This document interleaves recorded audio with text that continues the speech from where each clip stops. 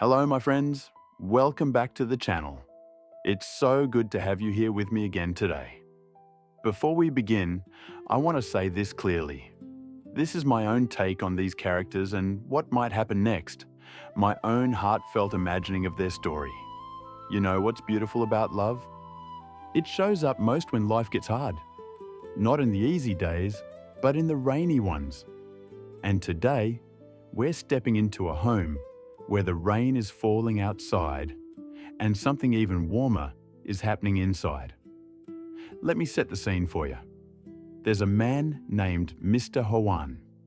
He's older now, tired, carrying a heavy burden of debt that came crashing down on him. He has nowhere left to turn, so he comes to the one place that still feels safe. He comes to his daughter Diep and her husband James. Their home is a beautiful wooden house. Wide, sturdy, built with high-quality wood and even higher amounts of love. It sits close to little Nye's school. Every corner holds a memory. And now, that very house might have to be sold to save the family. What I love about Diep is her quiet strength. She doesn't panic. She doesn't blame anyone. When her father walks in carrying shame, she meets him with winter melon soup and a warm table. That's who she is. She turns fear into a family dinner. Let me tell you what happened that evening. The rain was pouring down, hard and steady. Little Nye was hungry, waiting by the window. Mum, Dad and Grandpa are taking so long, she said. And Diep smiled and told her, just wait a little longer. We'll all eat dinner together.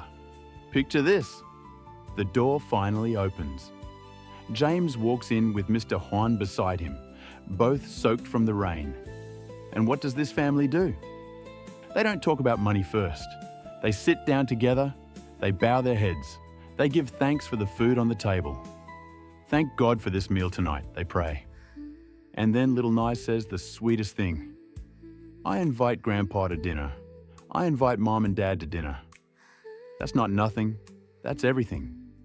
In that one small moment, a worried old man remembers he is still loved. Diep had cooked so many dishes. Winter melon soup, steamed dishes in pumpkin shells, even sweet winter melon tea, fragrant and warm. Mr. Juan looked at all of it and his eyes softened. Thank you for cooking me such a delicious meal, he said quietly.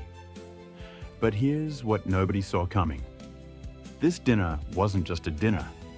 It was Diep's way of saying something words couldn't. She was telling her father, you are not a burden, you are family, and family eats together. Let me ask you something. Have you ever been so worried that a simple bowl of soup made you cry? That's where Mr. Juan was. He came expecting pity. Instead, he found a place at the table. After dinner, the talk turned gentle but serious. James asked how things went with the creditors. Mr. Juan admitted the truth. The debt was large. He and James had spent all day running around, asking for loans, begging for more time. Some doors stayed closed. Yet even then, James didn't flinch. Don't worry too much, he said. Everything will be all right. We'll get through this together. And he meant it. You could hear it in his voice. But that's just the beginning of this beautiful story.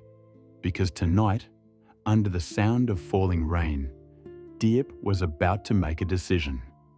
A decision that came straight from her heart, but one that would worry her husband deeply.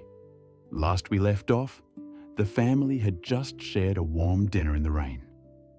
Mr. Juan was carrying his heavy debt, and James had promised they would face it together. But the night wasn't over yet.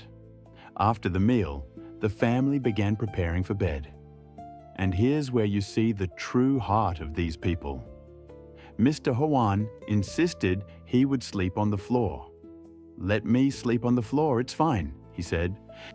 But James wouldn't hear of it. No, Uncle, you take the bed. We're here for you.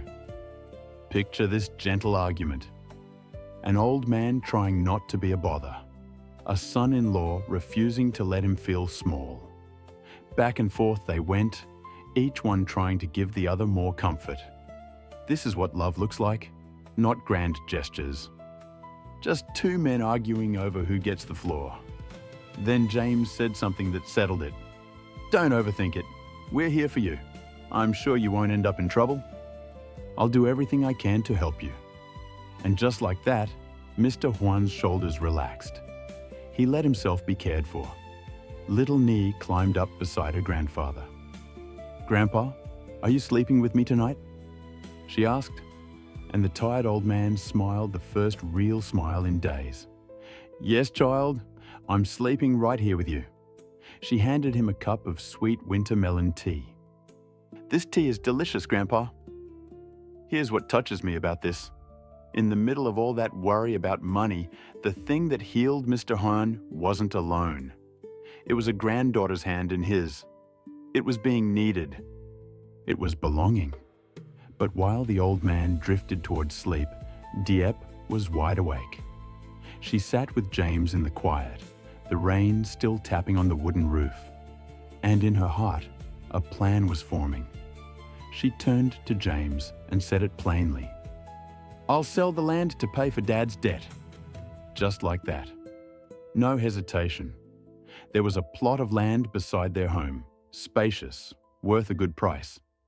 They had bought it for over 600 million before.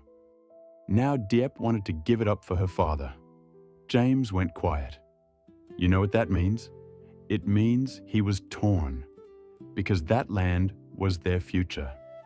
It was security. It was the cushion that protected little Nye. And his wife wanted to give it away for a debt that wasn't even theirs.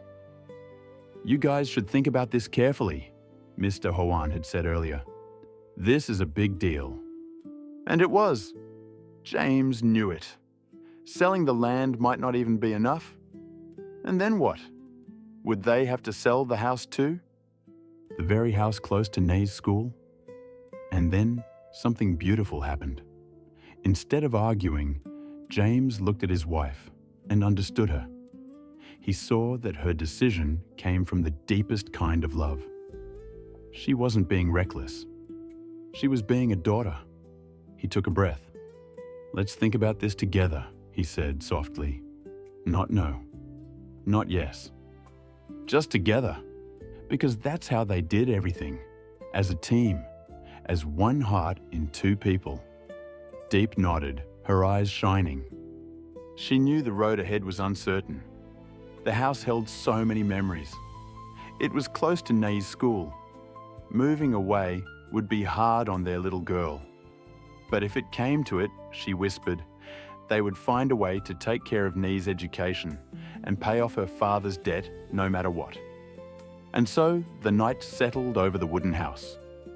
An old man sleeping peacefully beside his granddaughter. A husband and wife holding hands in the dark, facing the unknown together. The rain kept falling, but inside, something stronger than rain was holding them up. The next morning, the rain had stopped. Sunlight came through the windows of the wooden house, soft and golden. And with the new day came a new resolve in Diep's heart. She woke early, as she always did.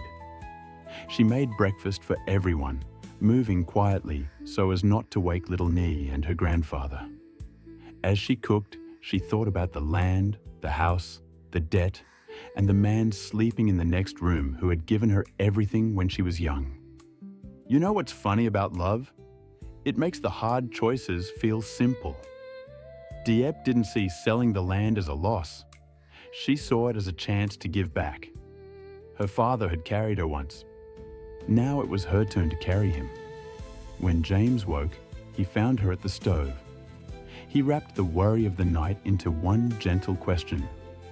Are you sure about this? And Diep turned to him with a calm that surprised even her. I'm sure, she said. He's my father. We'll find another way to make everything else work. Here's the thing about a good marriage. It doesn't need both people to be strong at the same time. It just needs one to hold steady while the other finds their footing. Last night, James had been the steady one. This morning, it was Diep. And then came the moment that mattered most. Mr. Juan walked into the kitchen, having heard more than they realized. His eyes were wet.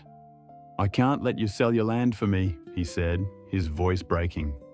"At your age, you should be enjoying life. I came here to be a burden, not to take your future." But Diep crossed the room and took his hands. "You are not a burden, Dad," she said. "You are our family, and families don't let each other fall. We're going to get through this together. All of us." Picture this. 3 grown adults standing in a small kitchen, the smell of breakfast in the air, holding on to each other. No shouting, no blame. Just a father finally understanding that the love he gave his daughter had come all the way back to him, multiplied. They made a decision together that morning. They would explore selling the land first, carefully, for a fair price. They would protect the house if they possibly could, because of Ni's school and all those precious memories. And whatever happened, they would face the creditors as one family, not as a frightened old man alone. Little Ni padded into the kitchen, rubbing her sleepy eyes. "Why is everyone hugging?" she asked. And the whole room laughed, that warm laughter that comes right after tears.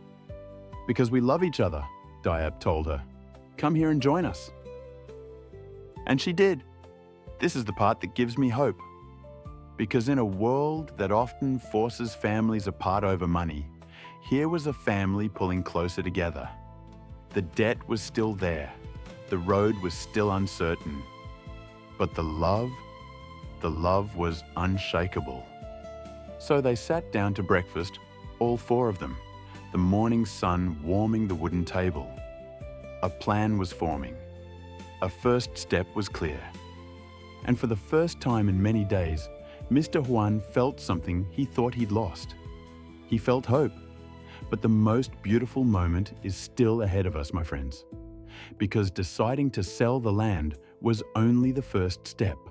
What comes next will test this family's love in ways they don't yet see. And what I think comes next will warm your heart in a way you won't expect.